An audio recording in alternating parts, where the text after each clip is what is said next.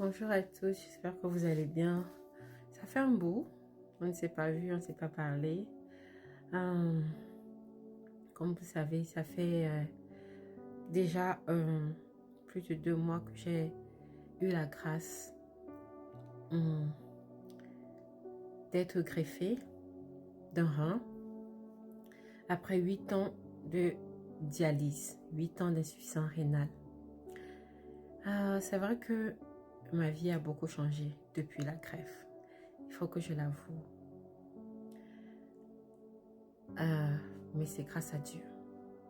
Comme je le dis toujours, Dieu a la capacité de changer 8 ans de désert en un jour. Quand Dieu te fait grâce, tu ne te rappelles même plus du désert que tu as traversé. C'est ce qui m'arrive. Je vis la grâce de Dieu. Je suis très reconnaissante parce que même ici aux États-Unis où je suis, beaucoup de personnes avant moi n'ont même pas eu la grâce d'avoir une greffe. Comme je vous dis chaque jour, la maladie m'a beaucoup apporté et j'ai été reconnaissante à Dieu de m'avoir fait passer dans ce désert. Parce que si je n'étais pas passée par cette maladie, je ne serais pas miracle de Dieu que je suis aujourd'hui. La maladie m'a beaucoup apprise. La maladie m'a reconnectée avec Dieu. Ma maladie m'a montré que le monde ne m'apportera pas grand-chose. La maladie m'a détachée de beaucoup de choses. La maladie m'a appris à aimer la solitude. Je sais que beaucoup de vous vivez la solitude et vous pensez que c'est quelque chose de très mauvais. Je vais le dire aujourd'hui, la solitude est parmi les bonnes choses qui existent sur cette terre. Parce que quand tu es seul, tu vois vraiment ce que Dieu veut que tu vois. Tu entends vraiment si Dieu te parle et tu vois qui est qui. Soyez forts face aux épreuves. N'accusez pas Dieu quand vous êtes dans l'épreuve, mais demandez-lui comment marcher et qu'est-ce qu'il veut de vous quand vous êtes dans l'épreuve. Dieu vous parlera. La solitude te permet de savoir qui sont tes vrais amis. La solitude te permet de savoir combien tu comptes dans ta famille. La solitude te permet de savoir si ton mari, ton copain, ton fiancé t'aime vraiment. Parce qu'il y a des maladies où le copain, le fiancé et même l'époux s'en va. Il y a des maladies où la famille te laisse tomber. Il y a des maladies, des situations où les amis ne t'appellent plus. Donc, parfois, tu es dans ce monde, tu crois que tu es entouré. Tu crois que tu as plein de personnes autour de toi qui t'aiment. Mais quand Dieu veut te montrer ce qui est réellement de ta vie, il te frappe et il te met dans la solitude. La première chose à faire quand tu es dans la vallée de l'ombre de la mort, quand tu passes par une épreuve, c'est de rendre grâce. C'est de dire à Dieu, je rends grâce pour cette épreuve parce que je sais que c'est toi qui me fais passer par cette épreuve. La seule chose que je te demande, Seigneur, c'est me montrer le chemin.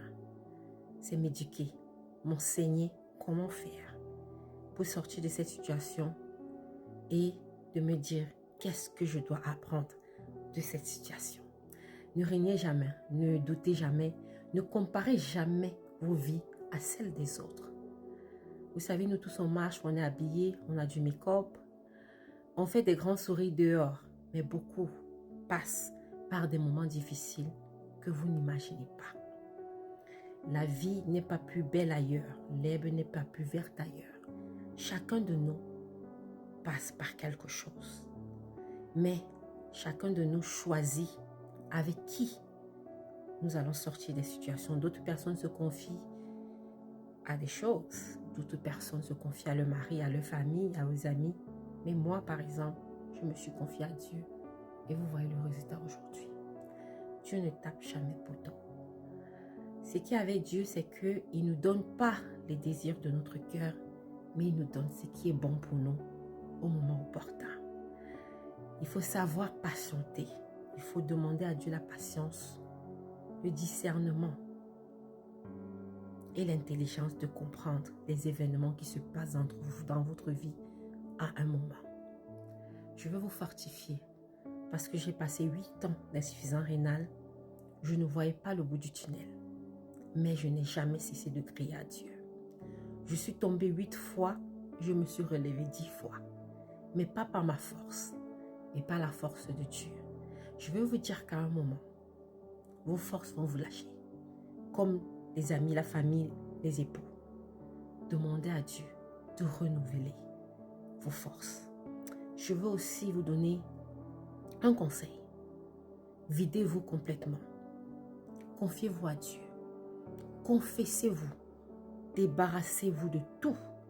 Quand vous êtes dans l'épreuve, ne gardez rien. Ainsi, quand vous serez vidé, Dieu va vous remplir de ce qu'il vous faut. De l'Esprit Saint, de la joie, de la paix. Il va renouveler vos amis. Il va vous apporter de nouveaux amis qu'il vous faut et même un époux qu'il vous faut. Tant que vous êtes sur cette terre, rien n'est fini. Dieu a le dernier mot. Il a la capacité de changer le soleil en la lune. Il a la capacité de te guérir, de te trouver un emploi, de te donner un enfant, de te ramener la paix, de finir ta dépression, de te donner la confiance en toi que quelqu'un a brisé. Il est capable de remplir ton cœur si tu as été brisé par ta famille, par un homme ou par quelqu'un. Dieu va te restaurer. Et quand Dieu te restaure, tu le ressens, tu le vis. Regarde-moi. Qui était ici devant vous, avec des machines, avec des cernes, tout amaigri. Et un coup, je suis devant vous, réjoui de ma nouvelle vie, éblouissante, avec une paix incroyable. Je rends grâce à Dieu de m'avoir fait passer par l'épreuve. Je rends grâce à Dieu de m'avoir fait passer par l'insuffisance rénale parce que c'est dans cette période que Dieu m'a parlé. C'est dans cette période que Dieu m'a enseigné et je suis sortie de là, remplie d'enseignements, remplie de Saint-Esprit, remplie de bonnes choses. Je suis là aujourd'hui pour vous dire que rien n'est fini. C'est Dieu qui met un point final. Et Dieu, rappelez-vous, il a des plans de bonheur, des projets de bonheur pour nous et non des projets de malheur. Quand tu souffres, ce n'est pas Dieu qui te fait souffrir. C'est parfois nous-mêmes qui nous faisons souffrir. On n'écoute pas, on ne marche pas selon ce que Dieu veut et on se retrouve ici, dans le péché qui commence à nous consumer. Mais sachez que tu n'aies pas parlé à Dieu 100 ans, que tu n'aies pas allé à l'église 50 ans, que tu n'aies pas ouvert ta Bible pendant 2 ans, ça ne compte pas. Tu es la personne la plus précieuse sur cette terre. Dieu t'aime. Dieu t'aime malgré ce qui se passe, malgré ce qu'on dit que tu fais, malgré ta vie que tu penses qu'elle n'est pas bien aux yeux de Dieu. Dieu t'aime. Dieu ne te donne pas le souffle de vie parce que tu le pries. Il te le donne parce qu'il veut et parce qu'il t'aime. Il t'a aimé, son Fils unique a porté à la croix tous nos péchés. Mais, je te dis, confie-toi à lui. Reviens si tu étais parti. Si tu penses que tu n'as pas le droit de parler à Dieu, je te dis que c'est faux. Il t'attend, il te regarde, il veille sur toi. Mais si tu veux faire l'expérience de son amour, fais l'expérience de la paix qu'il offre, fais l'expérience de tout ce que Dieu peut t'apporter. Déclare son nom. Aie une relation avec lui. Parle-lui. Il t'ouvrira les portes qui sont fermées. Il te donnera la paix. Cet enfant que tu attends depuis est en route. Ce boulot qu'on te rejette est en route. Ce mariage que tu cherches, cet homme qui va te restaurer, cet homme qui va t'élever, cet homme qui va prier avec toi est en route. Mais ce n'est pas dans le monde que tu vas le trouver. Demande à Dieu. Il t'exaucera. Il te donnera. Il a dit frapper